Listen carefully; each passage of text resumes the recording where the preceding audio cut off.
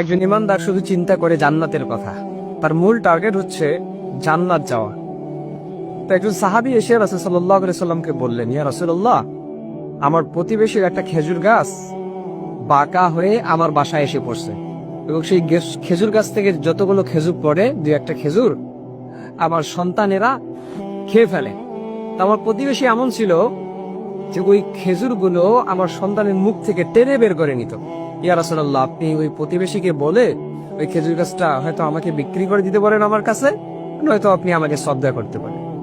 রাসূল সাল্লাল্লাহু আলাইহি ওয়াসাল্লাম ডাকলেন প্রতিবেশীকে, ডেকে বললেন যে তুমি এই খেজুরের গাছটা তার কাছে বিক্রি করে দাও অথবা সদকা করে দাও। তিনি বললেন, ইয়া রাসূলুল্লাহ, আপনি যদি অন্য কোনো কিছুর কথা বলতেন তাহলে আমি দিতে পারতাম, কিন্তু এই খেজুর গাছ আমার কাছে একটাই, এটা আমি আপনাকে দিতে পারবো না। তো রাসূল সাল্লাল্লাহু আলাইহি ওয়াসাল্লাম বললেন যে দেখো, তুমি যদি একটা খেজুর গাছ তাকে দিয়ে দাও, এর বিনিময়ে আল্লাহ পাক জান্নাতে তোমার জন্য একটা খেজুরের বাগান তোমার জন্য রেখে দিবেন। সুবহানাল্লাহ। তিনি বললেন, না ইয়া রাসূলুল্লাহ, আমি দিতে পারবো না।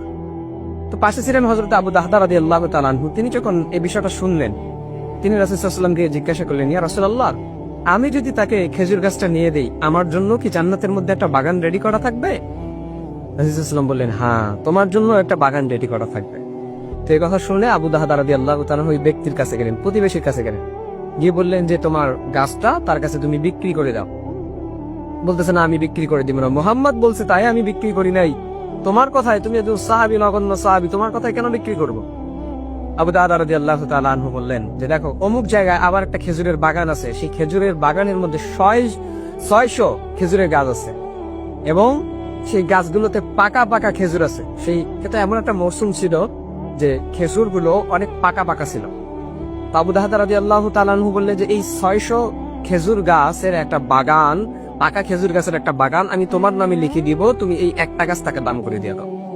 আল্লাহু আকবার, আল্লাহু আকবার। প্রতিবেশী বললেন, আবু দাহদা, তুমি কি পাগল? 600 গাছ দিবা, একটা গাছ নিবা? বলতেছে, হ্যাঁ, আমি পাগল, তুমি দিবা কিনা সেটা বলো।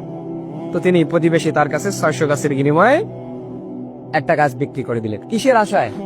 ওই যে জান্নাতের মধ্যে একটা বাগান খেজুর গাছ তিনি নিবেন। তো আগের যেমন এমন ছিল, এখনো আপনি দেখবেন আরবের মধ্যে, সৌদি আরবের মধ্যে যখন খেজুর গাছের যদি কারো বাগান থাকে, যতদিন পর্যন্ত খেজুরগুলো পাকে ততদিন পর্যন্ত সাথীরা কিন্তু ওই জায়গার মধ্যে বাস করে। যখন খেজুর শেষ হয়ে যায় তখন আবার নিজ নিজ গন্তব্যস্থলে তারা ব্যাক করে। তো আবু দাহদা রাদিয়াল্লাহু তাআলা আনহু খেজুর গাছের ভিতরে গিয়ে ডাকলেন তার বিবিদেরকে ডাকলেন। তো বিবিদেরকে ডেকে বললেন যে আমি খেজুর গাছ বিক্রি করে দিছি। বিবিতে কি বলো, তুমি খেজুর গাছ বিক্রি করে দিছো কেন? আবু দাহদা রাদিয়াল্লাহু তাআলা আনহু বললেন যে আল্লাহর হাবিবের মুখ থেকে আমি শুনছি যে আমি যদি একটা গাছ তাকে নিয়ে দিতে পারি, তাহলে জান্নাতের মধ্যে আল্লাহ পাক আমার জন্য একটা খেজুরের বাগান আমার জন্য বরাদ্দ করে রাখছেন। সুবহানাল্লাহ। তো আবু দাহদা রাদিয়াল্লাহু তাআলা আনহুর স্ত্রী জবাব দিলেন, রবিআল বাইয়া ভাই আবু দাহদা, ইয়া আবু দাহদা, তুমি সফল কাজ করে আসছো, তুমি ভালো কাজ করে আসছো, উত্তম কাজ করে আসছো। সাথে সাথে তার বাচ্চাগুলো যারা ছিল, বাচ্চারাও বলতে লাগলো, রবিআল বাইয়াই ইয়া আবু দাহদা। একজন বিবি হয়ে বলতেছে তুমি ভালো কাজ করে আসছো, সফল কাজ করে আসছো। তো আবু দাহদা রাদিয়াল্লাহু তাআলা আনহু যে বাগানটা তার কাছে বিক্রি করে দিলেন সামান্য একটা গাছের জন্য, কেন? টার্গেট কি? মূল টার্গেট হচ্ছে জান্নাত লাভ করা। জান্নাতের মধ্যে রাসূল সাল্লাল্লাহু আলাইহি ওয়াসাল্লামের মুখ থেকে শুনছেন জান্নাতের মধ্যে তার জন্য একটা বাগান রেখে দেওয়া হবে খেজুর গাছে। তো এই লোভে তিনি 600 গাছ বিশিষ্ট, তার উপর আবার পাকা ফল, পাকা খেজুর, এগুলো বিক্রি করে দিলেন।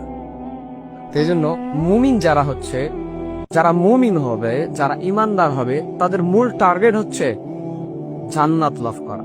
তারা শুধু দুনিয়ার মধ্যে আমল করবে, ঘুরবে ফিরবে, তাদের মাথায় শুধু একটাই চিন্তা যে কি কাজ করলে আমাকে বড়কালে জান্নাত পাইতে হবে, কি কাজ করলে আমি জান্নাত পাবো, কি কাজ করলে রবের সন্তুষ্টি অর্জন করতে পারবো। একজন মুমিনের মাথার টেনশন, একজন মুমিনের মাথার চিন্তা শুধু এটাই থাকা দরকার। তো এজন্য আমাদেরকে পরিপূর্ণ মুমিন, তাকওয়াবান হতে হবে। পরিপূর্ণ তাকওয়া নিয়ে, পরিপূর্ণ ঈমান নিয়ে যারা আমাদের